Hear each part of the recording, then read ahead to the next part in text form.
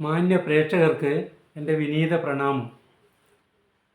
സ്വൽപ്പമഭ്യസ്യ ധർമ്മസ്യ ത്രായതേ മഹതോ ഭയാൻ. ഇത് ശ്രീകൃഷ്ണൻ്റെ വരിയാണ്. ഈ ധർമ്മം ഒരല്പം പഠിക്കാൻ സാധിച്ചാൽ അത് വലിയ വലിയ ഭയങ്ങളിൽ നിന്ന് മോചനം തരും, അല്ലെങ്കിൽ വലിയ വലിയ ഭയങ്ങളിൽ നിന്ന് അത് നമ്മെ ത്രാണനം ചെയ്യും എന്ന് കൃഷ്ണൻ പറയുന്നു. എന്താണ് വലിയ ഭയം? ഏറ്റവും വലിയ ഭയം എന്ന് പറയുന്നത് അത് മരണഭയമാണ്. എല്ലാ ജീവികൾക്കും മരണഭയമുണ്ട്. എല്ലാ മനുഷ്യനും മരണഭയമുണ്ട്. ഒരു പക്ഷേ മരണഭയം ഇല്ലാത്തത് മഹർഷിമാർക്ക് മാത്രമായിരിക്കും. മറ്റെല്ലാ ജീവികൾക്കും, എല്ലാ മനുഷ്യനും മരണഭയമുണ്ട്.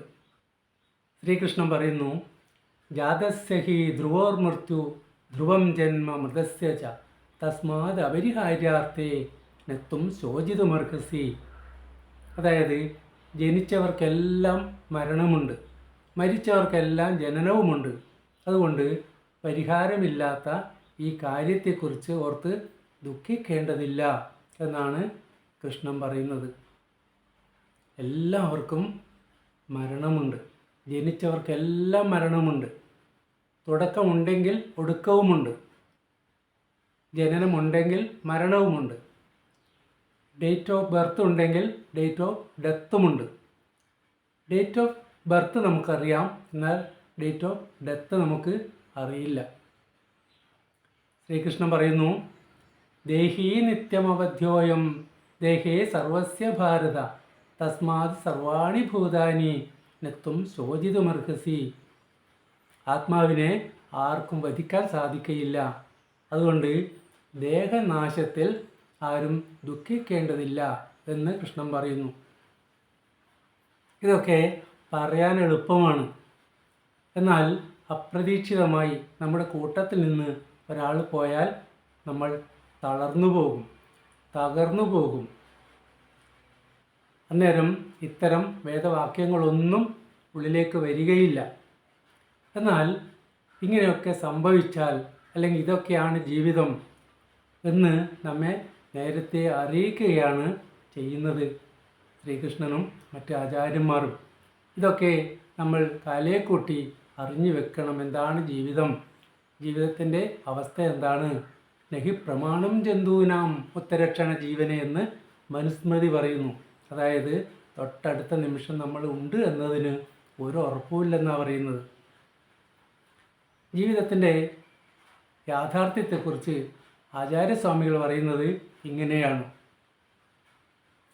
നളിനീദളഗദ ജലമതി തരളം തത്വജീവിതം അതിശയ ചപലം വിദ്ധി വ്യാജഭിമാന ഗ്രസ്തം ലോകം ശോകഹതം ച സമസ്തം. അതായത് ഒരു താമര ഇലയിൽ ഉള്ള വെള്ളത്തുള്ളി ഇളകിക്കൊണ്ടേയിരിക്കും. തരളം എന്നാൽ ഇളകുന്നത് എന്നാണ് അർത്ഥം. ഇങ്ങനെ ഇളകിക്കൊണ്ടിരിക്കുമ്പോൾ ഒരു ചെറിയ കാറ്റടിച്ചാൽ ആ വെള്ളം പുറത്തേക്ക് പോകും. ഇങ്ങനെ വെള്ളം താമര ഇലയിൽ നിന്ന് പുറത്തേക്ക് പോയാൽ, ഇങ്ങനെ ഒരു തുള്ളി വെള്ളം ഈ താമര ഇലയിൽ ഉണ്ടായിരുന്നു എന്നതിന് ഒരു സൂചനയും ഇലയിൽ ഉണ്ടാവുകയില്ല. ഇങ്ങനെ ആയിരിക്കണം മനുഷ്യബന്ധങ്ങൾ എന്നാണ് സൂചിപ്പിക്കുന്നത്. നമ്മുടെ ഈ മമതാബന്ധങ്ങളൊക്കെ കുറയണം. അതിനാണ് ഇത്തരം കാര്യങ്ങൾ പറഞ്ഞു തരുന്നത്. അതുപോലെ ഈ ലോകമെന്ന് പറയുന്നത് ഒരുപാട് ദുഃഖങ്ങൾ നിറഞ്ഞതാണ്. ആദിയും വ്യാധിയും ദുരഭിമാനവും കൊണ്ട് നിറഞ്ഞതാണ് നമ്മുടെ ഈ ജീവിതം. ഈ ലോകം ശോകമയമാണ് എന്ന് ആചാര്യസ്വാമികൾ പറയുന്നു. ഇതിൽ നിന്ന് നമുക്ക് മോചനമുണ്ടാകണം. അതിന് വ്യാസഭഗവാൻ പറയുന്നു, എല്ലാ ദുഃഖങ്ങൾക്കും കാരണം രണ്ടക്ഷരമാണ്. എല്ലാ ദുഃഖങ്ങളിൽ നിന്നുമുള്ള മോചനം 3 അക്ഷരമാണ് എന്ന് വ്യാസഭഗവാൻ പറയുന്നു. ദുഃഖകാരണമായ 2 അക്ഷരം മമ എന്നതാണ്. മമ എന്ന് പറഞ്ഞാൽ എൻ്റെ, എൻ്റേത്, ഇതൊക്കെയാണ്.